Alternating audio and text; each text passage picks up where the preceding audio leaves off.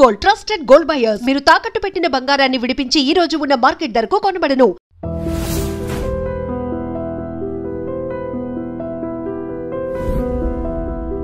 Sir, జనరల్గా మీ day ఎలా start అవుతుందండి?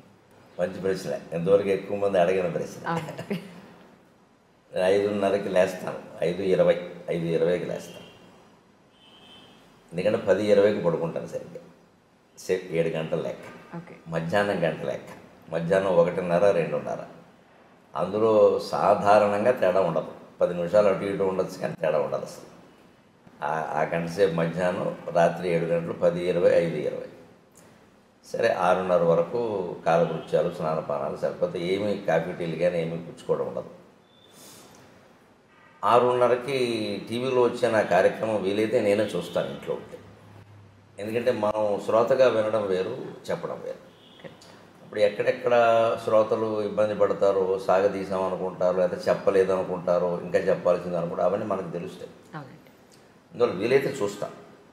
లేకపోతే వేరే ఊళ్ళో ఉంటే ఇంక మళ్ళీ ఏదో యూట్యూబ్ చూడడం, లేకపోతే ఏదో స్మార్ట్ ఫోన్ పెట్టుకోవడం, ఇవన్నీ అసలు మనకు లేవు. ఇంకా ఏదో హోటల్లోనే ఎక్కడ ఉంటే టీవీలు కుదరదు. ఎవరింట్లో ఉన్నా పొద్దునే వెళ్ళి టీవీ పెట్టమని చూస్తే అక్కడి నుంచి వాళ్ళు కాఫీ పట్టుకొస్తారు, అక్కడి నుంచి పత్రిక వస్తుంది. ఇంక ఇవన్నీ కుదరవు. ఏదో వారంలో 1-2 రోజులు కుదిరితే చూస్తాను, లేకపోతే వెంటనే నా జపానికి నేను వెళ్ళిపోతాను. సరే, సహజంగా మనకి కులాచారం ప్రకారం వచ్చిన సంధ్యావందనం ఉంది, అది గాయత్రి జపం. అది అయిపోయాక 8 వరకు పూర్తిగా నా జపదపాలు, పారాయణలు ఉంటాయి. నాకు పొద్దున్న సంధ్యావందనం తర్వాత నేను చేసేది ప్రత్యేకమైన జపం ఏం లేదు, గాయత్రి జపం ఒకటే. తర్వాత ఎక్కువ పారాయణ చేస్తాను. అంటే పారాయణ అంటే మళ్ళీ ఒకటే రోజు విష్ణు సహస్రం, రోజు లలిత సహస్రం ఇలా నియమంగా చదవడం కాదు. గ్రంథ పఠనం అనాలి దాన్ని, పారాయణ అనడానికి లేదు. గంటలో 6 పుస్తకాలు చదువుతాను. ఒకటి శివపరమైంది, ఒకటి విష్ణుపరమైంది, ఒకటి అమ్మవారి పరమైంది. మన హిందూ ధర్మంలో వీళ్ళు ప్రధాన దేవతలు, ఈ ముగ్గురు. ఇంకొకటి ప్రత్యేకం 10 నిమిషాలు శంకర సాహిత్యం, శంకరాచార్య సాహిత్యం. తెనాలి సాధనా గ్రంథ మండలి వాడు 21 పుస్తకాలు వేశాను.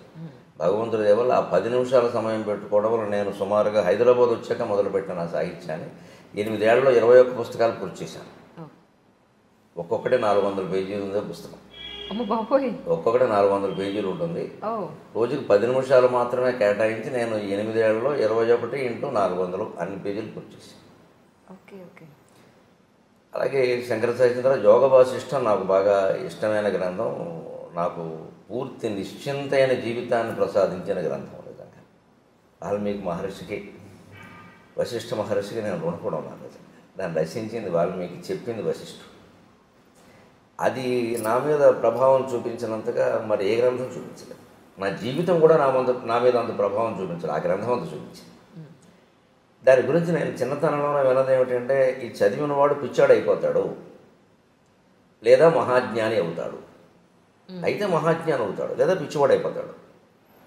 మా ఊళ్ళోనే అటువంటి పుస్తకం చదివి పిచ్చాడు అయిన వాడు మేము చూసాం. ఈయన ఎందుకు ఇలా పిచ్చాడు అయ్యాడని మా అమ్మని అడిగితే, ఫలానా గ్రంథం చదివి ఇలా అయ్యాడు అని చెప్పింది. ఏముంది అసలు ఆ గ్రంథంలో మీరు చదివాను? మొత్తం జగన్ మిథ్య అని ఉంటుంది. బ్రహ్మసత్యం, జగన్ మిథ్య. శంకరాచార్య చెప్పిన సిద్ధాంతం వేదంలో ఉన్నదే. కానీ చాలా పచ్చికి నిజాలతో, మనం మొహం బద్దలైపోయే నిజాలతో చెప్తాడు. ఇది నువ్వు ఒప్పుకోకపోవచ్చు, కానీ సత్యం అంటాడు అంతే. అందరూ చదవచ్చు అంటారా? అందరూ చదవచ్చు, కానీ అంటే దానికి తగిన పరిపక్వత ఉండాలి. ఇప్పుడు ఆ పరిపక్వత లేకుండా చదివితే పిచ్చాళ్ళు అవుతారు. మా ఊళ్ళో నాయుడు అని ఒక ఆయన ఉండేవాడు. ఆయన ఇలా పాపం తిరుగుతూ ఏదో ఆయనలో పద్యాలు పాడుకుని మాటలు పాడుకునేవాడు. అతను అందరూ పిచ్చివాడు అనేవారు. మా అమ్మని ఏమిటమ్మా అతను అంటాడంటే, అతను 2 పుస్తకాలు చెప్తారా, యోగ వాసిష్ఠం అంటే అదొకటేను, సీతారామాంజనేయ సంవాదం అని ఒకటి ఉంది తెలుగులో. పరశురామ పంతులు లింగమూర్తి గురుమూర్తి గారు రచించాడు. అంటే సీతాదేవి, హనుమంతుడు కలిసి రామతత్వం గురించి చర్చిస్తాను. సీత చెబుతూ ఉంటుంది, హనుమంతుడు వింటూ ఉంటాడు, ప్రశ్నిస్తూ ఉంటాడు. ఈ 2 చదవడం వల్ల వాడు ఎలా అయ్యాడని అంటున్నాడు రా అన్నారు. నాకు అప్పటి నుంచి ఆ 2 చదవాలని పట్టుదల. చదవలేదు ఇంకా మీరు? 2 ఎప్పుడు 2 చదివాను, అయినా కాలేదు. అయ్యారో లేదా ఆవిడ చెప్పాలి. ఇప్పుడు నేను కాలేదని నాకు లేదండి, మీరు పిచ్చాడనంటే నేను చేయగలిగిందండి. ఆవిడ చెప్పిందే నిజం. మన గురించి మనం ఏమనుకుంటాం అన్నదానికంటే ఎదుటి వాళ్ళు ఏమనుకుంటారు. పోనీ ఎదుటి వాళ్ళు అంటే ఇప్పుడు మీ పోటీగాడు ఎప్పుడో పరిచయం అవుతారు. ఆవిడ ఇచ్చి కాపురం చేస్తుంది. లేదంటే నేను ఖాయంగా పిచ్చిపోవడానికి ఆవిడంటే మాట్లాడడానికి వెళ్ళదు నేను. అదే నిజం. కానీ కాలేదు. ఏమంటారమ్మా మీరు? సార్ మీ మీదే వదిలేరు. ఆవిడ ఏమంటుందో నాకు తెలియదు, కానీ నేను ఎలాంటప్పుడు జోక్ వేస్తాను సహజంగా. నన్ను పిచ్చాడని ఆవిడ అందనుకోండి, కాకపోతే నేను ఎందుకు చేసుకుంటాను అయిపోయా. కాబట్టి నన్ను చేసుకున్నారు, మంచివాడు అయితే నేను ఎందుకు చేసుకుంటాను, ఇంకేముంది, గొడవ లేదు అంతే. దానికి అది ఆ ప్రభావం అలా ఉంటే నాకు అప్పటి నుంచి చదవాలని పట్టుదల. ఈ సీతారామాంజనేయ సంవాదం అనేది నేను అప్పుడే చదివా, 18 ఏళ్ళ వయసులోనే చదివా, తెప్పించుకుని చదివా, ఏం కాలేదు. కానీ గొప్ప సందిగ్ధావస్థలో పడింది మనసు.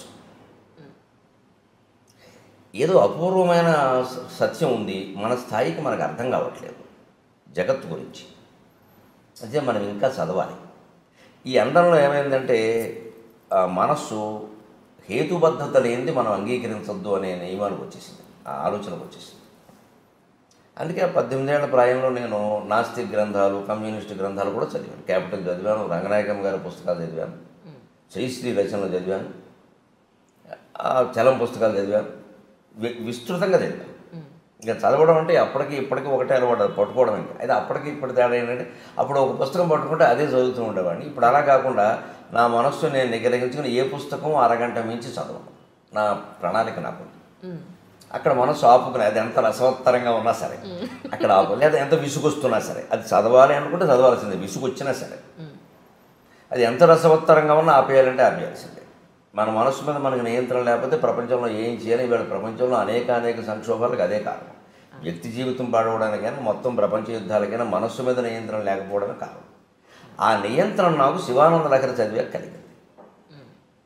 అందుకే నాకు శివానంద లహరి చాలా నా జీవితాన్ని మొత్తం ఇలా మార్చేసిందని చెప్పచ్చు. అలాగా ఉండడం వల్ల ఆ యోగ వాసిష్టం తర్వాత నేను పూర్ణకి దాన్ని సంపాదించాలని చూస్తుంటే విచిత్రంగా ఎక్కడో దొరకలేదు నాకు అది. ఎందుకంటే ఎప్పుడో 100 ఏళ్ల క్రితం వెన్నెలకంటి సుందరరామ శర్మ గారిని ఒక ఆయన తెలుగు వచనంలో రాశారు దాన్ని. ఆ మూలం ఎక్కడో ఉందేమో, ఎక్కడో దొరకలేదు నాకు. సరే తర్వాత ఉద్యోగాలు, మారడాలు, ఏవో ఇవన్నీ వ్యవహారాలు అంత శ్రద్ధ చేయలేకపోయాను. తర్వాత మళ్ళీ చదవాలనే తృష్ణ కలిగాక చాలా విచిత్రంగా ఏదో ఉయ్యాల్లో పిల్లాన్ని పట్టుకుని ఊరంతా తిరిగామన్నట్టుగా మా ఇంట్లో మా నాన్నగారు ఇచ్చిన 30 పుస్తకాల్లో అది ఉంది. ఆ పుస్తకాలు ఏవో తాటాకు పుస్తకాలు ఎక్కువ ఆయన ఇచ్చినవి, తాటాకు పుస్తకాలు. మరి మనం ఏం చదువుతాం, ఎవరికో ఇద్దాం లేనట్టుగా ఉండి ఒకటి, తర్వాత అశ్రద్ధ వల్ల కొంత ఏదైనా ఆప్ చేసాం.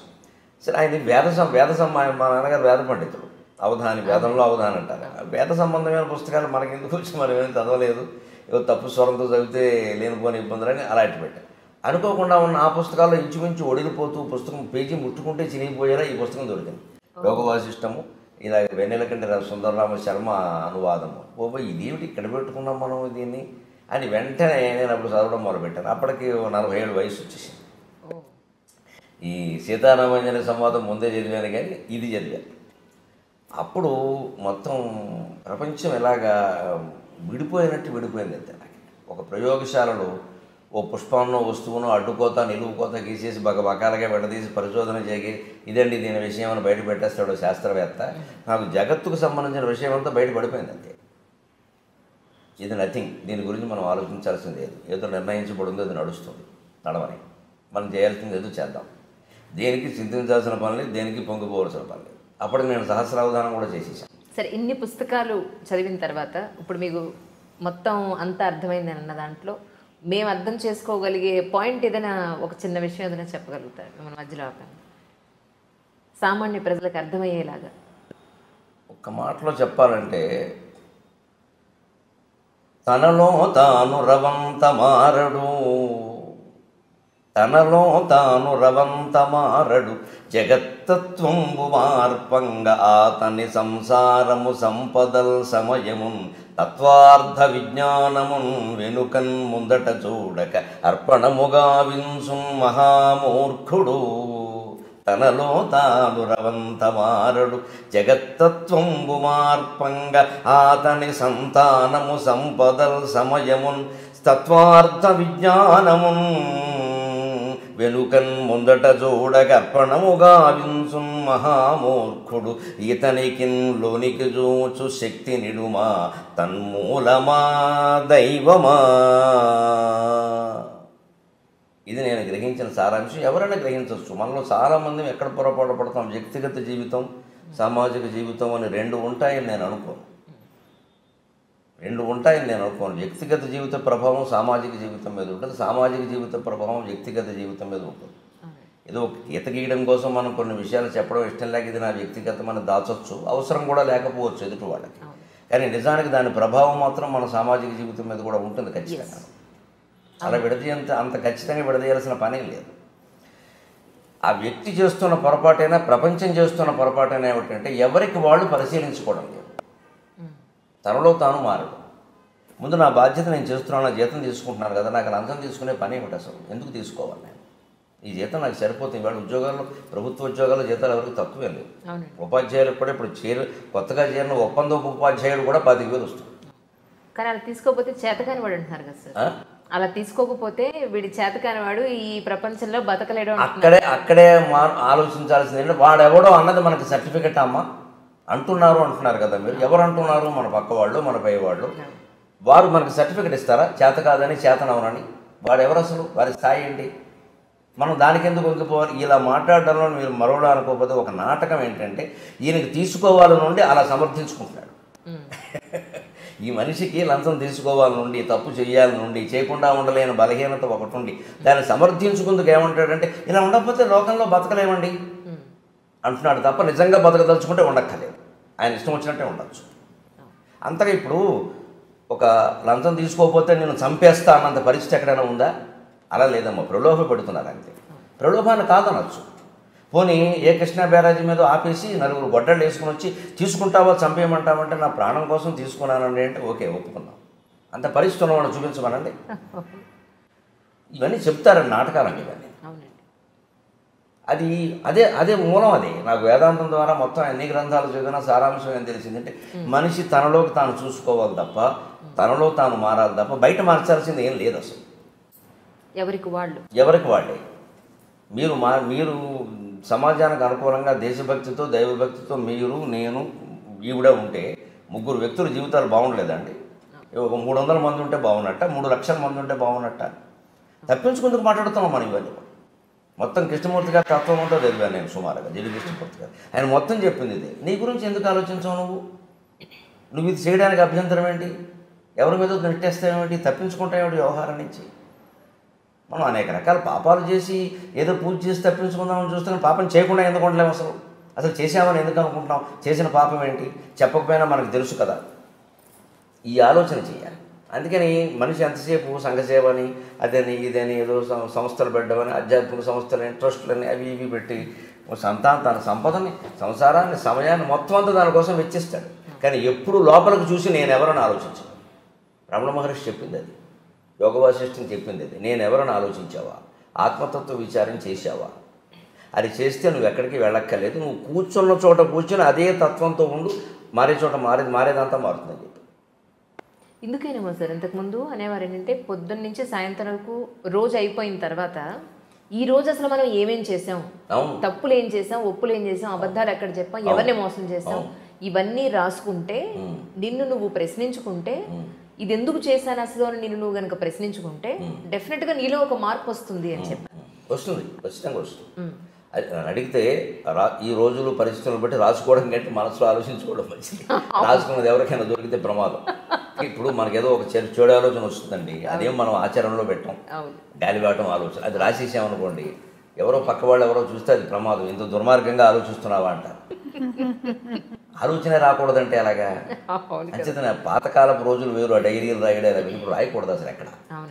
ఇప్పుడు మాట్లాడితేనే ప్రమాదంగా ఉంది, రాస్తే ఇంక చెప్పేది రాయకూడదు. మనిషి నిజాయితీగా ఆలోచించడానికి రాయాల్సిన పని ఏం లేదు, దాయాల్సిన పని లేదు. రాత్రి పడుకోబోయే ముందు ఇవాళ నేనేం చేశాను, దీంట్లో తప్పు ఏమిటి, ఒప్పు ఏమిటి, అబద్ధం ఏమిటి, నిజమేంటి ఒక్కసారి ఆలోచించింది. సర్వం పరమేశ్వర అర్పణం. ఇదో నాటకం నడుస్తుంది, పరమేశ్వర క్షమించు, రేపటి నుంచి ఎలా ఉండాలో అలా ఉంటాను, అయిపోలేదా? అలాంటిది నాకు ఆ పుస్తకాల పఠనం వల్ల ఏర్పడింది, యోగ వాసిష్టం సహా. అలాగే 8:30కి నాకు పొద్దున్న దినచర్య అనుకున్నాం కదా, 8:15కి అయిపోగానే అప్పుడు కాఫీ. అప్పటికి ఈవిడ అంటూనే ఉంటుంది పాపం, రోజు మాకు మీకంటే ముందు తాగుతున్నాను, ఇదో పాపం ఉంటుంది. నేను దానికి ఒక పరిష్కారం చెప్పాను, మళ్ళీ భర్తతో రెండోసారి తాగితే ఆ పాపం పోతుందని చెప్పాను.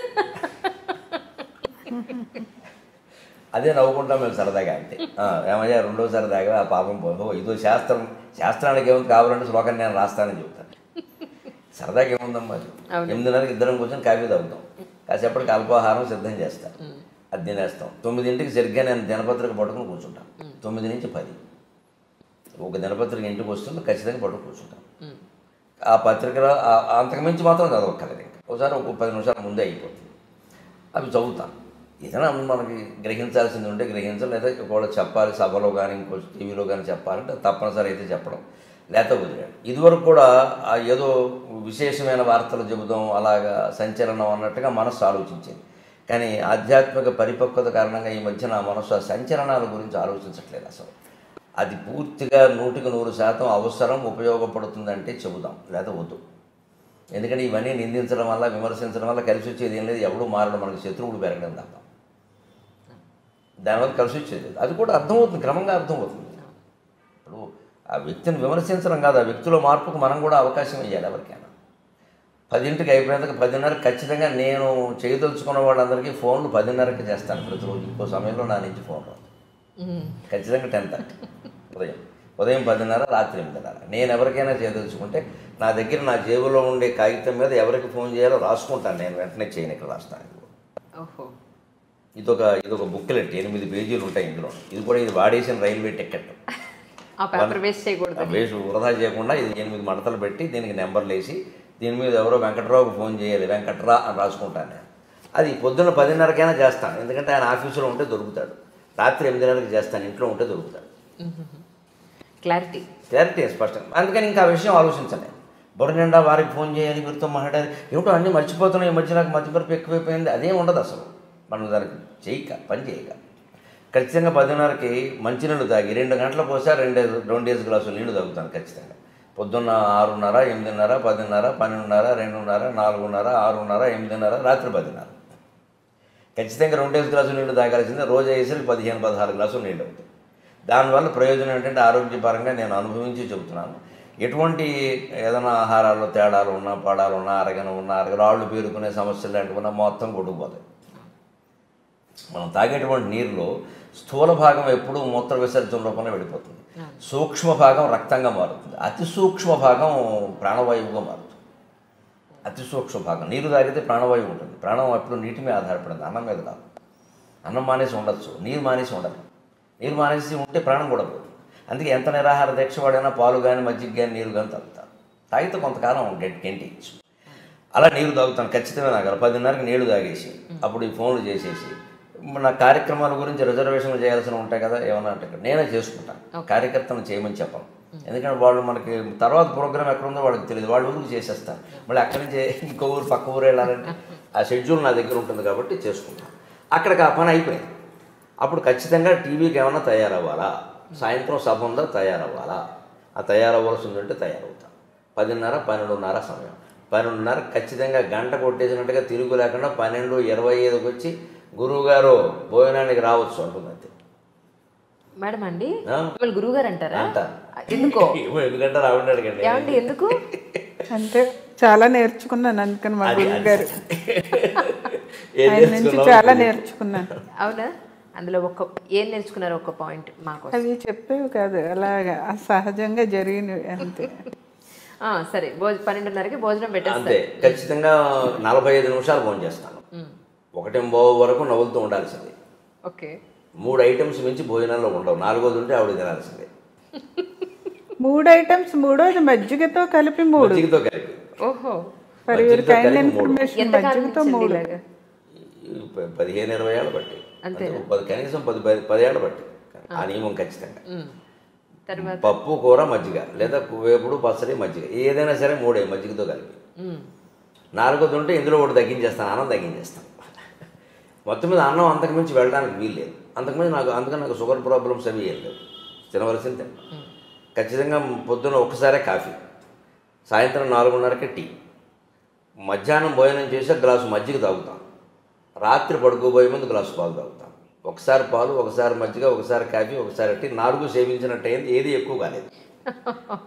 అన్ని రుచులు తెలిసాయి. ఎప్పుడు కావాలంటే అప్పుడు వదిలేయచ్చు, సమస్య అండి. ఎక్కువ అలవాటు పడ్డామనుకోండి, నాకు ఏమిటో కాఫీ లేకపోతే తోచట్లేదు, ఏమీ లేదు, నాకు ప్రపంచం అంతా లేకపోయినా నాకు తోస్తుంది.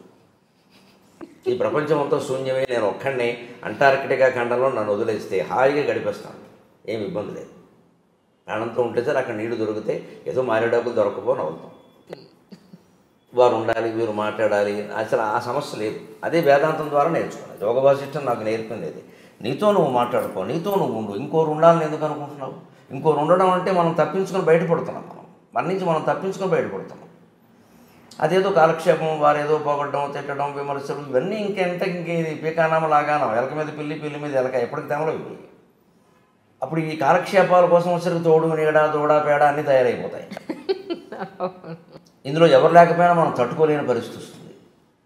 ఇదంతా బలహీనతే, మనం ఏదో గొప్పగా చెప్పొద్దు దాన్ని. నాకు నలుగురు ఉంటే కానీ తోచదు, అదో వ్యాధి, డాక్టర్ చూపించుకోవడం మంచిది. ఎందుకు తోచదు? నలుగురు ఉన్నా తోచాలి, ఒక్కరే ఉన్నా తోచాలి, 1000 మందిలో ఉన్నా తోచాలి, శ్మశానంలో ఉన్నా అదే తోచాలి. అది వేదాంతం. మన స్థితిలో మనం లేము, అందుకే తోచదు. అందుకే మనిషి తనలోకి తాను చూసుకోవాలి, లోకం అంతటా మార్చుకుంటూ కూర్చోవడం కాదు.